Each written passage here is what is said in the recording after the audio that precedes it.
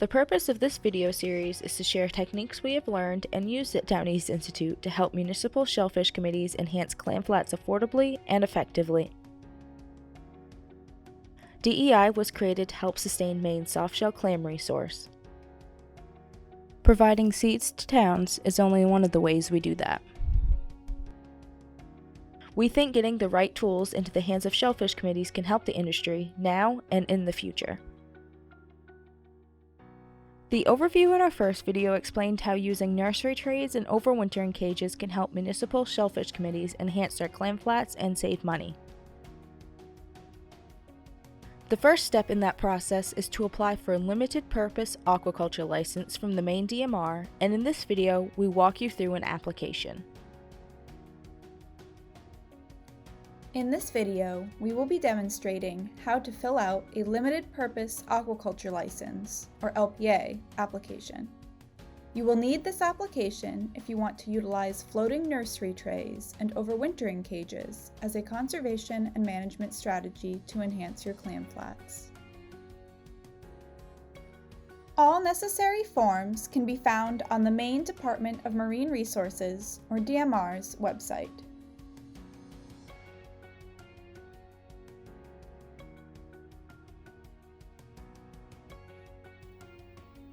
This is the kind of LPA application that a shellfish committee in Maine might want to get. Pay close attention to the important information at the beginning of the document. In particular, note that you will be expected to pay the $50 fee for each license application, and when filling out the application, you must use black ink only. You may also choose to type in your answers as well. This application checklist is helpful in ensuring that you've included all mandatory information and documentation in your application. It is important that you read these directions thoroughly. They provide background information on the reasoning behind certain questions asked by the DMR in the application. This section also provides resources to help you find some of the information you'll be asked to provide.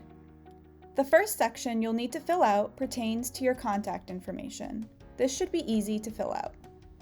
Note that the name of an LPA applicant can be either an individual or a municipal shellfish management committee. This is the only exception to the rule that an LPA must be held by an individual. Anyone besides the applicant that is going to be potentially on the LPA, such as tending or retrieving trays or cages, will need to be listed as assistants in the Assistant Information section. You may list up to 3 people. If you or any of your assistants are listed on any other LPAs, you will need to include that information as well. Under the Location of License Site section, we want to point out the LPA Health Zone question. LPA health zones are established by the DMR to distinguish 5 areas with different enough growing conditions that shellfish, especially oysters, could spread disease from one area to another. LPA health zones can be found on the DMR website. For your purpose, if you wanted to use nursery trays and overwintering cages, you would check Municipal Shellfish Management. The purpose of the Species and Source of Stock section is for the state to make sure that people are gathering seed from places that protect public health. So your seed has to come from either an approved hatchery, such as the Downeast Institute, or from somewhere within the LPA license health area where your license is located. Note that obtaining seed from any other source requires the submission of a transfer permit from the DMR. Where it asks, do you intend to possess, transport, or sell scallops? Check no. Next, you'll have to list the water quality information for your site, which you can find on the DMR website. There is a map of every area where you can find your growing area designation information. If your LPA site happens to be in a closed area, you'll have to check that you agree to only be using that site for seed. The GPS coordinates for the location of your LPA site can be found using your smartphone or equipment on most boats. Your harbor master or local fisherman will likely be able to provide this information if you or your clam committee can't. You will be asked to describe the uplands surrounding your LPA site, the bottom characteristics, the depth of low and high water, It is simpler to site your nursery away from endangered species or eelgrass beds. You can find out where they are on the DMR's website. And note the date when you checked for eelgrass at your site. The DMR asks that LPA applicants check the sites for eelgrass themselves, rather than simply listing what you see on the eelgrass GIS layers. For the existing uses section, make sure that the information you put is accurate and correct, because you'll need the harbor master to sign off here. The vicinity map is probably the most difficult section of the application, because you have to show where on an AV chart the LPA site and all of this listed information is located. If you use Google Earth, there is a way to overlay navigational charts, and that's probably the easiest way to get this information. But the DMR also has a map function that you can use. You can also do these drawings yourself and fill out the application by hand if you choose.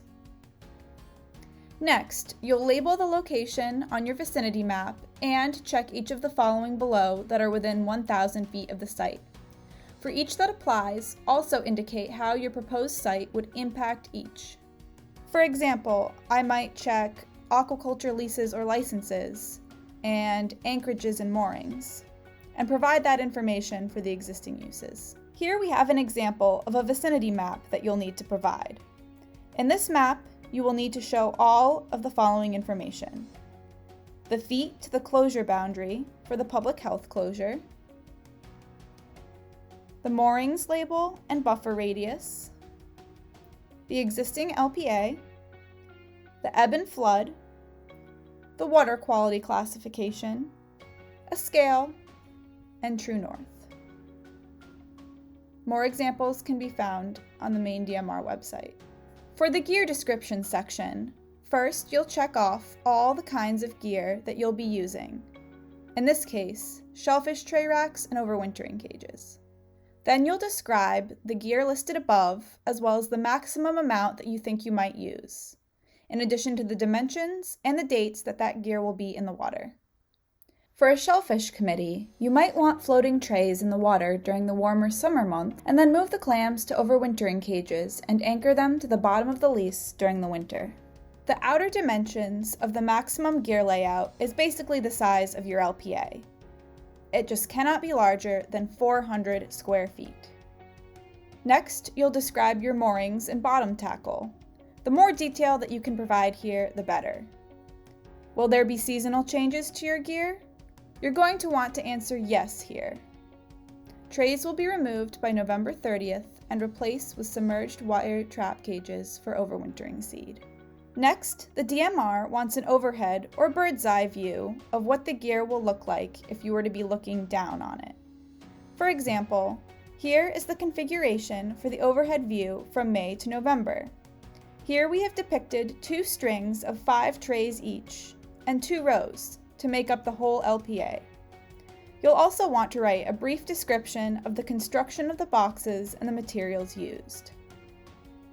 For the overhead view from November to April, we've noted that only the marking buoys will be visible, but you'll have to describe what gear is under the water during that time. So this next configuration depicts the cages with the marking buoys on top. Then you'll need to provide a cross-sectional view to show what your gear would look like from the water column. The directions list everything you'll need to depict and label. You'll need the high water and low water, pictures of the trays, tackle, and short labels or descriptions to mark your images.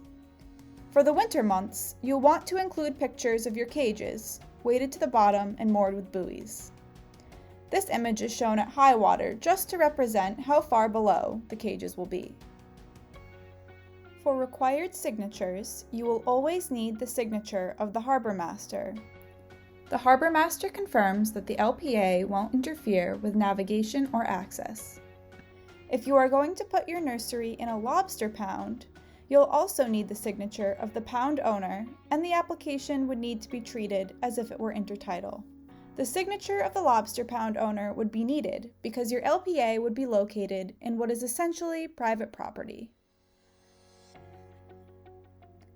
A signature from the riparian landowner is needed only if the LPA will be in the intertidal. If the LPA will be in a lobster pound or in the subtitle, you will not need this signature. You are exempt from this requirement. A signature from the Shellfish Committee chair is needed if the LPA will be in the intertidal or extreme low water, even if it is in a lobster pound. This section is only applicable if the LPA site is within 300 feet of a riparian landowner. The DMR uses the MLW line to determine riparian landowners within 300 feet of a site, as opposed to uplands. The DMR uses the NOAA chart as a base map from which they measure. If your site is within 300 feet, check yes. If you check yes, you'll need to send a copy of the LPA application, not the LPA itself, to riparian landowners, which serves to notify them of the application submission. This is not to be confused with needing their permission, although permission from riparian owners is needed if the LPA is intertidal.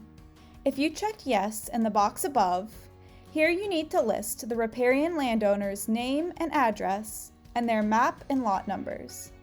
As I mentioned before, then you'll need to send them a copy of the LPA application and make copies of the receipts showing that you sent them certified copies of your application. And then the town clerk needs to certify that the list of property owners is correct. All this to say, having your LPA site located within 300 feet of a riparian landowner does add a level of complexity to this application. Finally, the applicant will need to sign this document in black ink and submit it to the DMR. It will take a minimum of 30 days for them to process it, although typically this timeline looks more like 60 days or more, depending on the DMR's schedule and how correctly you fill out the application the first time. The Downeast Institute is happy to share an example application and/or relevant illustrations that we already have on hand with any Clam committee, but we cannot confirm that they will be accepted by the DMR. We will end this video by saying that if you have any further questions, please contact the Maine DMR for more information. Be on the lookout for future videos in this series. They will demonstrate how to build, fill, and deploy nursery trays, and how to prepare for overwintering, and describe overwintering options and seeding strategies. We will also release shorter clips showing how to take a core sample and how clam recruitment boxes function.